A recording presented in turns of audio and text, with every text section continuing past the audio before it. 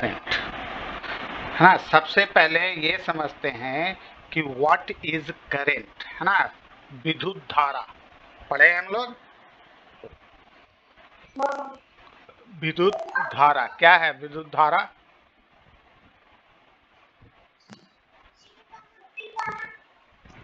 है, देखो जो बिजली कड़कती है तो क्या होता है, हमारा जो एटमॉस्फेरिक लेयर है ना, हवा, उसके बाद बादल का एरिया, उसके बाद अपना वो लिथोस्फीयर है ना, सब ओजोन लेयर, उसके बाद सबसे ऊपर है आयनिक आयनिक एयर एटमॉस्फेयर, है ना।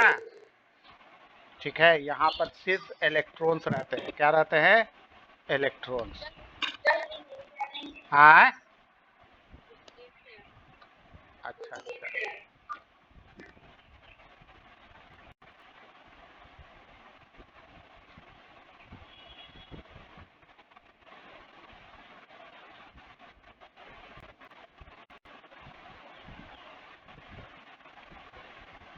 दिख रहा है स्क्रीन?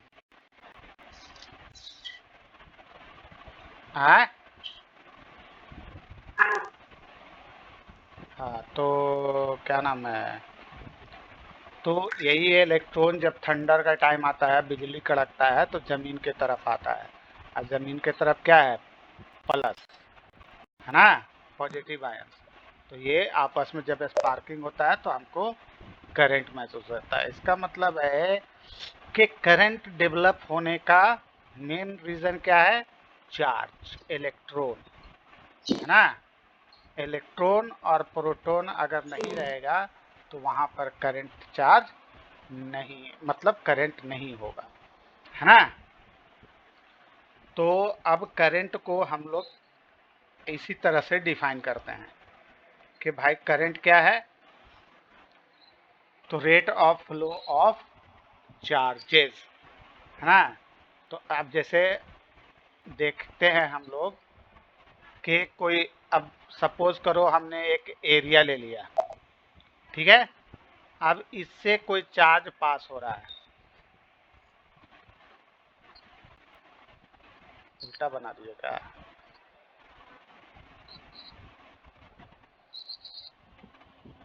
मान लो कि इधर से आ रहा है, इधर निकल रहा है ना, और कुछ चार्ज इधर से जा रहा है, इधर निकल रहा है ना। तो जो, अब एक साइड वाले को मान लो प्लस चार्ज, ठीक है, और एक साइड वाले को मान लो माइनस चार्ज, है ना। तो जब चार्ज आ रहा है, जा रहा है किसी भी एरिया से, तो नेट चार्ज क्या होगा? थोड़ा बहुत चार्ज जो एक्स्ट्रा जा रहा है उसके वजह से करंट डेवलप होगा, है ना। तो अगर हम नेट चार्ज मान लें Q equal to Q plus minus Q1, है ना, ये माइनस Q1 माइनस, यहाँ माइनस कर दो, तो ये हमारा नेट चार्ज के वजह से नेट चार्ज फ्लो हो रहा है तो करंट जनरेट हो रहा है ना। तो मेन रीजन हमारा करंट का हो गया कि current is a rate of flow of charges. अब इसी चीज को, ये तो हम लोग मोटा लिए, अब इसी चीज को मान लो कि ये कोई इंड का एक पार्ट है ना। जैसे पेन पेंसिल को काटो बीच से तो गोल ऐसा कैसे स्पेस दिखेगा सामने का, है ना, पेंसिल का ये वाला फेस, है ना, इधर वाला, ठीक है। इसको हम लोग क्या बोलेंगे? Cross section area. क्या बोलेंगे? Cross section area. तो अब अगर हम किसी cross section area delta S से, है ना, कितना पास होगा करंट? डेल्टा क्यू पास होगा, electron, net electron change Q plus minus Q minus, ठीक है। अब इससे जो पास हो रहा है ये टाइम मान लो अपना डेल्टा टी है ना। तो इसी को साइंटिस्ट ने बोला कि क्यू जो है वो, अब जैसे जैसे टाइम पास होगा तो क्या होगा? ज़्यादा चार्ज पास होगा इससे, है ना। तो Q is directly proportional to time, है ना। और जब इसको इक्वेट किया गया तो हमारा आया आई टी। आई जो है एक कांस्टेंट बना, ratio of Q upon T, तो ये बन गया हमारा करंट। क्या हो गया? करंट। तो अब इसी बेसिस पर अगर हम इस क्रॉस सेक्शन से लें, है ना, तो क्या हो जाएगा? I delta Q upon delta T. अब ऐसे ही टाइम जैसे जैसे जीरो होगा वैसे वैसे चार्ज जीरो होने लगता है ना। तो आई इक्वल टू हो गया हमारा limit delta t tends to zero delta Q upon delta t. और इसको हम लोग क्या लिखते हैं? एक पॉइंट के फॉर्म में D Q upon D T. ठीक है, आवाज मिल रहा है ना? हाँ, तो अब इसका हो गया हमारा फॉर्मूला के करंट इज डिफाइंड एज, लिखो द रेट ऑफ, लिख लो, ये डिफिनेशन इसमें नहीं है, the rate of flow of electric current, electric charges, electric charges, है ना, with respect to time, with respect to time. ठीक है, तो यानी कि I इक्वल टू हमारा हो गया D Q upon D T. वही चीज ये भी समझाया है ना, थोड़ा दूसरे तरीके से। मान लो कि कोई चार्ज जो है डेल्टा क्यू, वो डेल्टा टी टाइम में पास हुआ, है ना, तो करंट हो गया, हम जानते हैं कि current at time T across the cross section of a conductor is defined as the value of the ratio of delta q to t in the limit of tending to zero, है ना। ये I T क्या दिखा रहा है? T is a, मतलब दिखा रहा है कि current is a function of time, है ना। जितना टाइम दोगे उतना चार्ज पार होगा, उतना करंट हमको मिलेगा, है ना। तो current is a function of time, तो याद रखने का है। इसका ऐसा यूनिट क्या होता है? एम्पियर होता है। ऐसा यूनिट क्या होता है? एम्पियर होता है। एम्पियर को डिफाइन करते हैं magnetic effects of electric current, जो हम लोग आगे पढ़ेंगे। ठीक है, या वो क्लास 10 में भी डिफिनेशन था ना एम्पियर का। एक कूलम का चार्ज 1 सेकंड में पास करता है, तो उसको हम लोग 1 एम्पियर बोलते हैं, है ना। तो वो वाला भी यूज कर सकते हैं। ठीक है, अब आते हैं, ये तो समझ में आ गया करंट का फॉर्मूला, है ना। अब आगे देखते हैं इलेक्ट्रिक करंट इन कंडक्टर्स। तो अब हम जानते हैं कि कंडक्टर्स वैसा मटेरियल्स होता है जिसके अंदर कुछ इलेक्ट्रॉन्स होते हैं फ्री, जो करंट को एक जगह से दूसरी जगह पहुंचाने में हेल्प करते हैं, है ना। तो किसी भी कंडक्टर के अंदर हमारा इलेक्ट्रिक चार्ज मौजूद होता है, और उस इलेक्ट्रिक चार्ज की वजह से इलेक्ट्रिक फील्ड हम लोग जब अप्लाई करेंगे तो उसके अंदर क्या होगा? मोशन चालू हो जाएगा। फ्री इलेक्ट्रॉन्स के वजह से इलेक्ट्रॉन्स में मोशन आ जाएगा। अब मोशन आने के वजह से उसके अंदर क्या होगा? करंट एक इंच से दूसरे इंच तक पहुंचने लगेगा। ठीक है, वही सब बकवास लिखा हुआ है, देख लेना। ठीक है, हम लोग मेन मुद्दा पर आ रहे हैं। तो अब हम लोग एक ये एक्सपेरिमेंट किया गया आपको मतलब समझाने के लिए, तो इसको समझा दे रहे हैं। कह रहा है कि हमने एक मतलब ये ले लिया मेटालिक कंडक्टर, ठीक है। अब इसके अगर हम लोग अगर इलेक्ट्रिक फील्ड अप्लाई करते हैं, है ना, तो to focus our thoughts imagine and conductor in a shape of cylinder. हमने एक मान लिया ये कंडक्टर जो तार है, तार जो अपना देखते हैं ना वायर घर में, वो एक तार को ले लो तो वो ऐसा सिलेंडर की तरह दिख रहा है ना। अब क्या किया गया कि दो डाई इलेक्ट्रिक प्लेट ले लिया गया, राउंड राउंड, ये जो गोल दिख रहा है यहाँ पर, है ना, ठीक है, दो प्लेट ले लिया गया और एक पर प्लस चार्ज रख दिया गया, ठीक है, दूसरे पर माइनस चार्ज रख दिया गया, ठीक है, और दोनों एंड पर इसको चिपका दिया गया। अब जैसे ही चिपकाएंगे तो इसके अंदर ये जनरेट होगा इलेक्ट्रिक फील्ड, है ना, और इलेक्ट्रिक फील्ड का डायरेक्शन किधर से किधर होता है, पॉजिटिव साइड से नेगेटिव साइड की तरफ।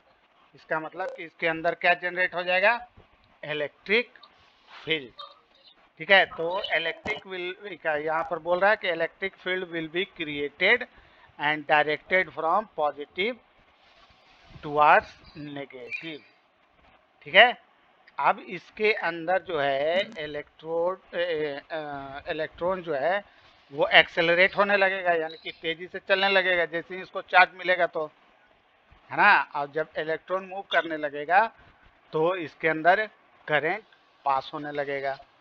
ये कब तक चलेगा, जब तक इधर से इधर इलेक्ट्रॉन इलेक्ट्रिक फील्ड जारी है, यानी कि इलेक्ट्रॉन इधर से इधर आ रहा और इलेक्ट्रिक फील्ड इधर से इधर जा रहा है, ये काम तब तक जारी रहेगा, ठीक है, जब तक के इक्विलिब्रियम एस्टेब्लिश ना हो जाए। ये हम लोग पीछे क्लास में देख चुके हैं कि कोई भी फ्लो कब तक जारी रहता है, जब तक के इक्विलिब्रियम स्टेज ना पहुंच जाए, ठीक है। तो अब हम आराम से कह सकते हैं कि there will be a current for every short while and no current thereafter. जब तक चार्ज फ्लो हो रहा है तब तक करेंट है, नहीं तो करेंट नहीं है। क्लियर, यानी कि किसी भी कंडक्टर में चार्ज रहने से ही हमारा क्या नाम है, करंट फ्लो होता है, ठीक है। दो बात समझ गए कि करंट क्या है और किसी भी कंडक्टर में करंट कैसे फ्लो होता है, ठीक है। और इसको बोलते हैं स्टेडी करंट। स्टेडी करंट मतलब स्थिर करंट, मतलब एकदम जा रहा है आराम से, ठीक है, स्थिर, धीरे धीरे अपना चल रहा है, रुका हुआ नहीं है, फ्लो हो रहा है लेकिन स्टेडी करंट। अब आते हैं ओम्स लॉ। तो अब हम लोग जानते हैं कि जब दो इंड बन गया, है ना, जब दो इंड है हमारा, एक इधर पॉजिटिव इंड इधर नेगेटिव इंड, तो इसका मतलब है कि पोटेंशियल होगा ही, होगा ना। तो ओम साहब ने बहुत सारा लॉ दिया 1828 में। ये सब याद रखने का चीज है ना, तुम लोग को एग्जाम के बाद भूल जाना वो अलग बात है ना, लेकिन एग्जाम तक ये सब याद रखना है कि ओम साहब ने कब दिया था फलाना लॉ, ठीक है। तो अगर हम लोग मान लें कि कंडक्टर के अंदर करंट आई है ना, और इसके अंदर पोटेंशियल डिफरेंस भी है ना, इन दोनों के बीच इधर और इधर, इसको मान लो वी ए, इसको मान लो वी बी, तो हमारा हो जाएगा V A minus V B या V B minus V A, ठीक है।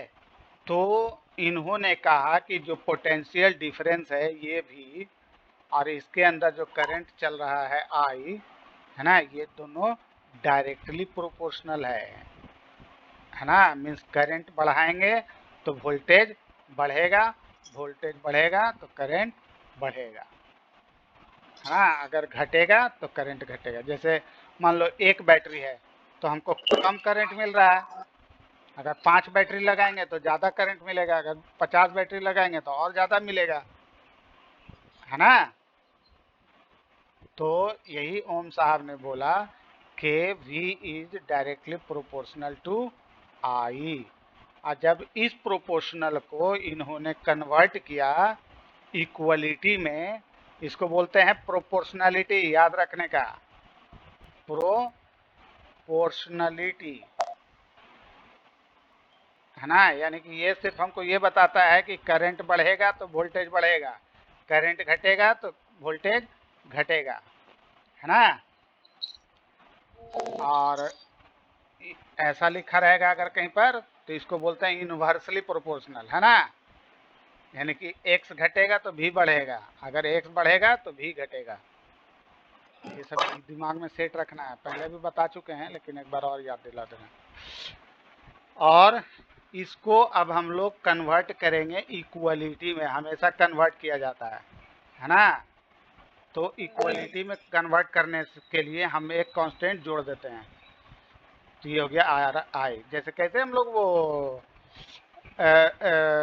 जैसे को प्राइम नंबर निकालना होता है, तो ए जैसे है 12, है ना, बी हमारा है 8, है ना, तो ए अपन बी कितना होगा, तो हम लोग क्या लिखते हैं 3/2।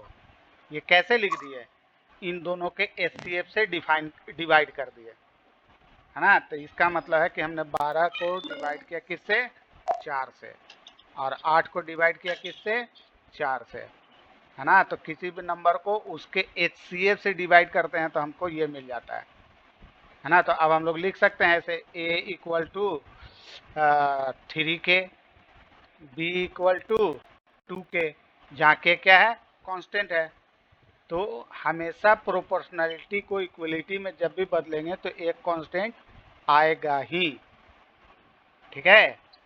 अब वो कहीं पर उसका नाम ग्रेविटेशनल कांस्टेंट हो जाता है, कहीं पर उसका नाम प्लैंक्स कांस्टेंट हो जाता है, कहीं पर उसका नाम, अभी इलेक्ट्रोस्टैट में हम लोग क्या देखें 1/4 पाई एप्सिलॉन, कहीं पर वो डाइलेक्ट्रिक कांस्टेंट हो जाता है ना। अब ये सब दिमाग में सेट रखने का मोटा मोटी कॉन्सेप्ट। तो यहाँ करंट के केस में ये जो R होता है इसको हम लोग बोलते हैं रेसिस्टेंस ऑफ कंडक्टर। ये जब वैल्यू सॉल्व किया गया इसको, तो पाया गया कि ये वैल्यू इस बराबर किसके आ रहा है, जो भी मटेरियल आप ले रहे हैं उसके रेजिस्टेंस के, यानी कि वो कितना करंट को अपोज कर सकता है, हाँ, जिसकी रेसिस्टेंसिविटी। अब देखो ऐसे देखा जाए तो R क्या हो गया, इनवर्सली प्रोपोर्शनल हो गया किसके, करंट के, है ना। करंट ज्यादा तो रेजिस्टेंस कम, रेजिस्टेंस मतलब कौन, रोकने वाला, है ना, टांग खींचने वाला, नाम सुनिए ना, टांग खींचने वाला हर घर में होता है। पढ़ पढ़ पढ़, तुमको लग रहा है कि हम पढ़ रहे हैं बहुत अच्छा, और कोई आके उधर से डेमोलाइज कर दे रहा, तो वो कौन हो गया तुम्हारा, रेजिस्टेंस। तो रेसिस्टेंस का रहना भी अच्छा है ना, जितना वो रेजिस्टेंस रहेगा उतना तुमको ताकत लगाना होगा चलने के लिए ना। तो रेजिस्टेंस ज़्यादा होगा तो आपका फ्लो कम हो जाएगा। जैसे लकड़ी, लकड़ी की रेजिस्टिविटी हाई है तो उससे करंट फ्लो नहीं होता है। आयरन, आयरन की रेसिस्टिविटी क्या है, लो है, इसलिए उससे करंट फ्लो होता है, ठीक है। तो अब ये हमारा हो गया एवरी मटेरियल हैव रेसिस्टेंस, है ना। तो हमारा हो गया रेजिस्टेंस ऑफ कंडक्टर।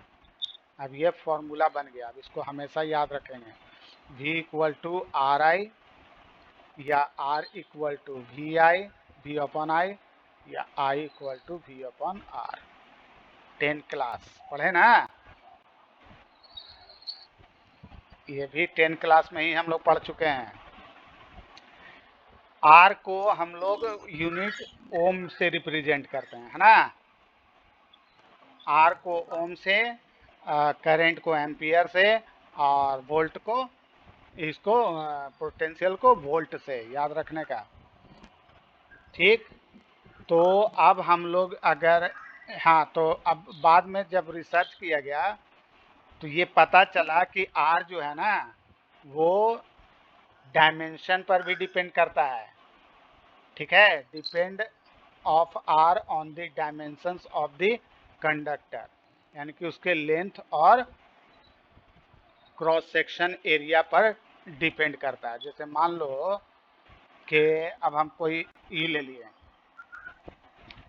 कोई कंडक्टर लिए, है ना, इसका ये सरफेस हमारा है, ये लेंथ है यहाँ से यहाँ तक एल, है ना, और ये क्रॉस सेक्शन एरिया हम मान लिया ए। ठीक है, क्रॉस सेक्शन एरिया जिससे करंट पास हो रहा है, ये चार्ज, वो एरिया मान लिया ए। ठीक है, तो अब हम लोग क्या निकालने जा रहे हैं कि किस तरीके से आर जो है वो डिपेंड होता है किसी भी मटेरियल की लंबाई या चौड़ाई या ऊंचाई पर। ठीक है, तो दो चीज होता है, लेंथ इनटू एरिया। क्या होता है? वॉल्यूम। क्या होता है? Volume. Volume equal to length into area ना। ये तो पीछे भी बताइए के हैं इलेक्ट्रोस्टैट में। ठीक है, तो अब हम लोग क्या करते हैं कि एक और सेम लेंथ का यहाँ पर, सेम लेंथ और सेम साइज का एक और कंडक्टर जोड़ देते हैं। ठीक है, तो इसका पोटेंशियल भी, तो दो जोड़े तो पूरा टोटल पोटेंशियल कितना हो गया? 2V। दूसरे स्लैब का भी पोटेंशियल भी रखे तो दोनों की मिलकर क्या हो गया? 2V। ठीक है, तो जब 2V वोल्टेज हो गया, अब हमको मालूम है, और अब एक रॉड ऐसे है और दूसरा स्लैब ऐसे है ना, इसका भी पोटेंशियल भी, इसका भी, तो टोटल पोटेंशियल कितना हो गया? 2V। और हम जानते हैं कि R इक्वल टू क्या होता है? Combined resistance. अब दोनों का कंबाइंड रेजिस्टेंस होगा ना, तो कंबाइंड रेजिस्टेंस हो गया हमारा V अपॉन I। ठीक है, अब V अपॉन I को तो हम लोग R बोलते हैं, तो 2R। तो हम क्या देख रहे हैं कि लेंथ डबल किए तो रेसिस्टेंस क्या हो गया? डबल हो गया, है ना। लेंथ डबल किए तो रेसिस्टेंस क्या हो गया? डबल हो गया। तो इसका मतलब है कि रेसिस्टेंस डायरेक्टली प्रोपोर्शनल हो गया किसके? लेंथ के ना। लेंथ डबल करेंगे तो डबल हो जाएगा, लेंथ घटाएंगे तो घट जाएगा, हाफ करेंगे तो हाफ हो जाएगा। ठीक है, एक एक रूल बन गया ये। वही चीज यहाँ पर लिखा हुआ है ना, doubling the length of a conductor doubles the resistance, है ना। अगर लेंथ के कंडक्टर को डबल किया जाए तो रेसिस्टेंस भी डबल हो जाता है। अब हम लोग देखते हैं एरिया में। अब उसी कंडक्टर को जो हम लोग ऊपर लिए थे, है ना, इसको ऐसे बीच से काट दो, है ना, तो लेंथ तो सेम रहा, एरिया क्या हो जाएगा? ऊपर वाले का A/2 और नीचे वाले का A/2, क्रॉस सेक्शन एरिया यहाँ पर का, है ना। ठीक है, तो अब हम क्या देख रहे हैं कि पोटेंशियल तो सेम ही रहा, लेकिन क्या बढ़ गया? करंट। करंट दो पार्ट में टूट गया, आधा इधर जाएगा, आधा इधर जाएगा। आ रही है ना बात समझ में? तो एक तरफ से कितना जाएगा? आधे ना जाएगा। तो हमारा रेजिस्टेंस हो गया V अपॉन R1, किसी एक का, इसको मान लो R1, इसका मान लिया R2। तो इससे करंट तो आधा ही जा रहा है, पोटेंशियल V रहा, तो V अपॉन I बटे 2, नीचे का नीचे ऊपर 2R, है ना। तो हम क्या देख रहे हैं कि रेजिस्टेंस जो है वो घट गया। मेन रेजिस्टेंस हो गया R/2, आधा का केबल का आधा हो गया। ठीक है, R हमारा हो गया ना R1/2। तो इसका मतलब है कि रेसिस्टेंस जो है वो इनवर्सली प्रोपोर्शनल होता है किसके? क्रॉस सेक्शन एरिया के। यानी कि एरिया आधा करेंगे तो रेसिस्टेंस भी क्या हो जाएगा? आधा। ठीक है, तो अब हमको मिला आर इनवर्सली प्रोपोर्शनल 1/a और दूसरा मिला are directly proportional L.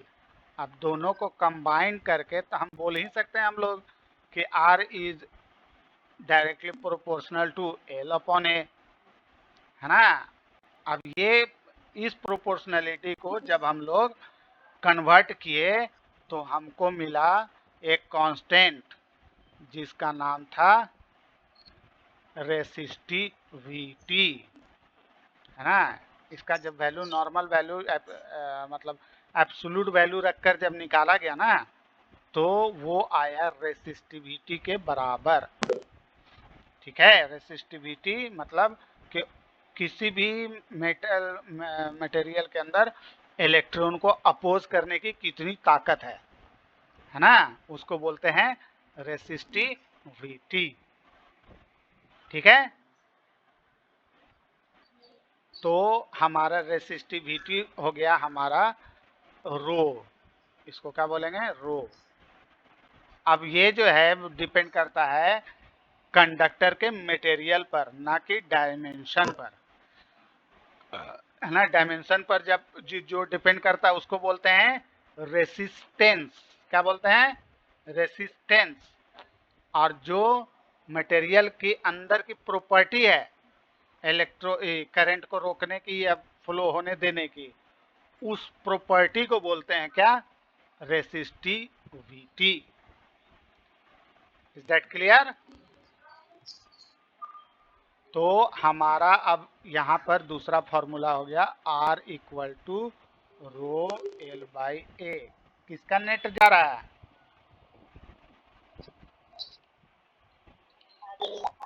V equal to I R, है ना। अब R की जगह पर अगर इसको लिख दो तो हो गया रो आई एल बाई ए, है ना। हो गया current per unit area. Current per unit area को क्या बोलते हैं? डेंसिटी। क्या बोलते हैं? Current density. अब यहाँ पर एक और चीज लिख लो, CURRENT, करंट डेंसिटी, है ना। इसको J से रिप्रेजेंट करते हैं याद रखने के लिए। ठीक है, तो ये हो गया current per unit area, current upon area ना। किसी पार्टिकुलर इससे कितना करंट पास हो रहा है, इसी को ना डेंसिटी बोलेंगे ना। घनत्व मतलब कितना गाढ़ा, कितना डेंस है। तो अब इसका मतलब J इक्वल टू हो गया I बटे A। अब इसको इस इक्वेशन में रख दो तो हमारा भी क्या बन गया? अब एक नया फॉर्मूला मिल गया। ठीक है, J equal to rho L, J बोल रहे हैं, B equal to J rho L. ठीक है, अब हम जानते हैं इलेक्ट्रोस्टैट से कि V बराबर क्या होता है? इलेक्ट्रिक फील्ड इनटू लेंथ होता है ना। Potential equal to electric field into length. तो ये और ये दोनों बराबर होगा, है ना। तो दोनों बराबर कर रहे हैं तो हम क्या देख रहे हैं कि E जो है बराबर हो गया J रो के, है ना।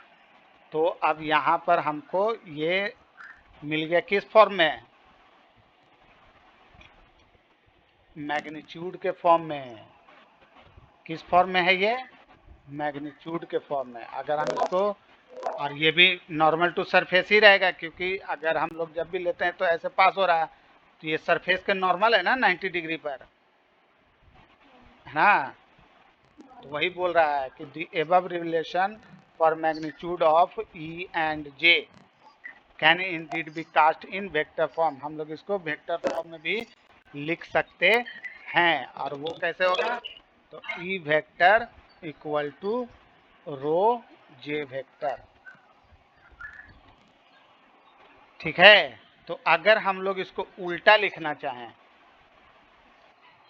तो ये हो गया हमारा 1/रो ई वेक्टर।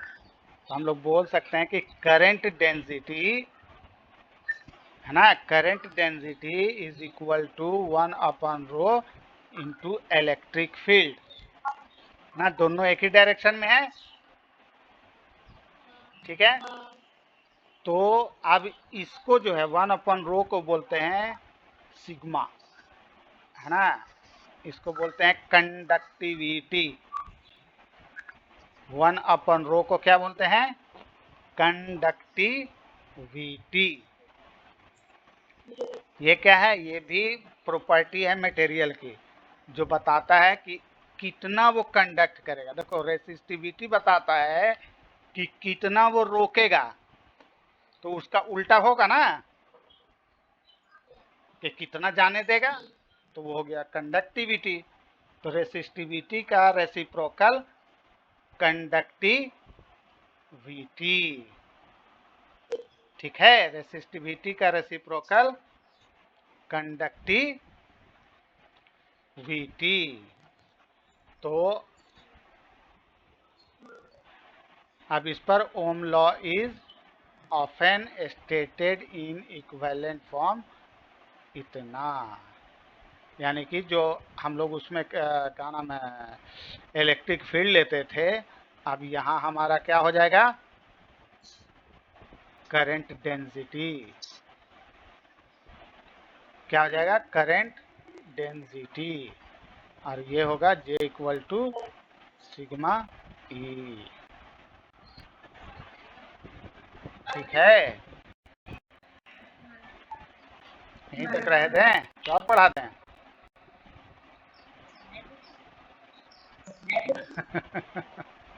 तो आज 4 फॉर्मूला देखी। I इक्वल टू नॉर्मल के लिए Q/T, और इंस्टेंटेनियस के लिए dQ/dt। ये इंस्टेंटेनियस करंट है ना,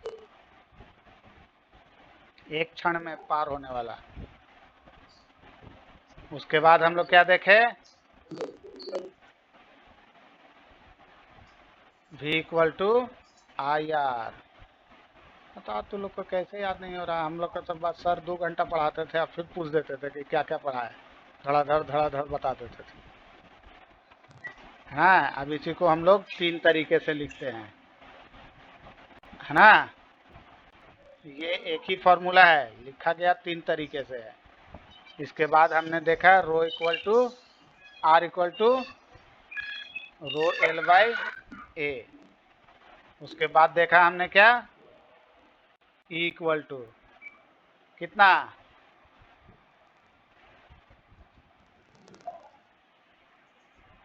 बोलो।